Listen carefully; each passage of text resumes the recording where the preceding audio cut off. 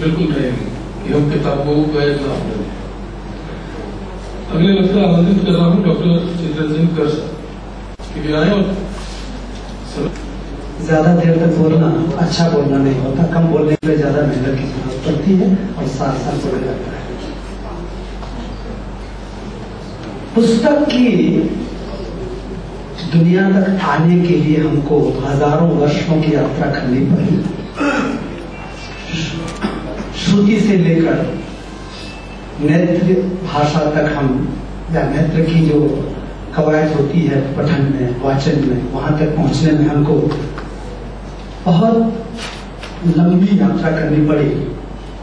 और उन पुस्तकों के बारे में आज हम सोच रहे हैं इलेक्ट्रॉनिक मीडिया के युग में उनकी क्या भूमिका होगी।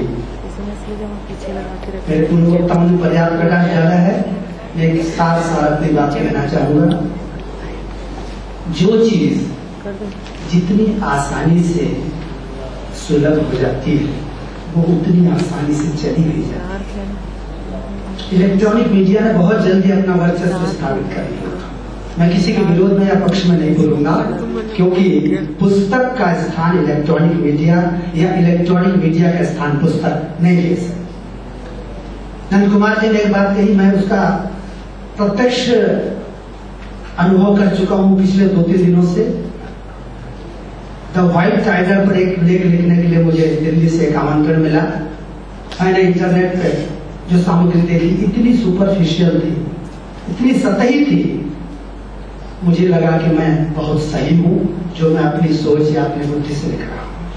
इलेक्ट्रॉनिक मीडिया आपको वो संकेत देता है कि आप इधर इधर जाएं, कितना जाएं, कैसे जाएं, ये पुस्तक बताएगी।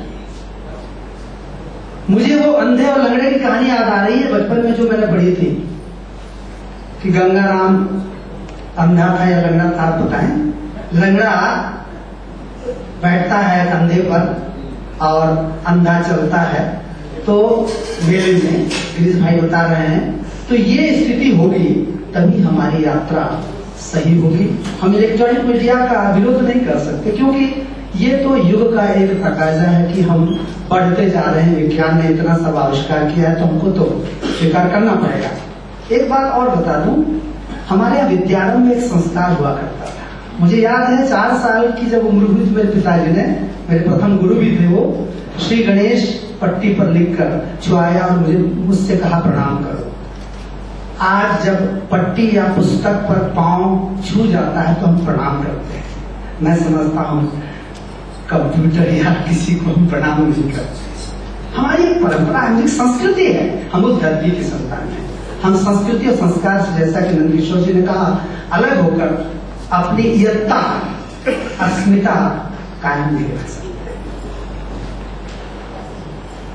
एक बात जो इलेक्ट्रॉनिक मीडिया और पुस्तक के बीच जो तनातनी जो चली है, उसकी वजह शायद हमारी दृष्टि का भ्रम हो सकता है। दृष्टि का भ्रम इस अर्थ में कि हम इलेक्ट्रॉनिक मीडिया से सब कुछ की अपेक्षा करके यदि चले तो हमें शायद गुमराह होना पड़ेगा। जो गहराई, जो डेप्थ पुस्तकों में है, जो पूर्वापर संबंध हम पुस्तकों के जरिए अपनी स्मृतियों को तौलने में लगाते हैं, वो शायद इलेक्ट्रॉनिक मीडिया से संभव नहीं है। इलेक्ट्रॉनिक मीडिया तात्कालिकता को ज्यादा उत्कृष्ट देती है, जबकि पुस्तक भूत, वर्तमान और भविष्य तीनों को जोड़ने का काम करती है। देविता बहुत अच्छी बात कहते हैं, लेखन पर जब जोर देते हैं तो कहते हैं लेखन के डबल्स किस रूप में डबल करता है। प्रेजेंट में तो है ही, पास्ट और फ्यूचर को भी वो एक साथ जोड़ता है, क्योंकि संभावनाएं अनंत हैं और उन संभावनाओं को उन्नत करना हर लेखन का पहला और अंतिम कर्तव्य होता है।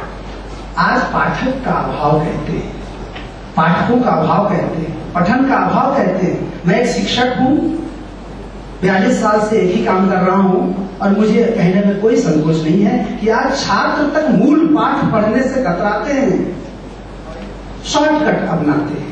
और इलेक्ट्रॉनिक मीडिया से शॉर्टकट और क्या हो सकता है। मैं नहीं समझ पाता कि 1 किलो दूध से कितना वो घी निकालना चाहते हैं, 1 पाव यदि शुद्ध हुआ तो।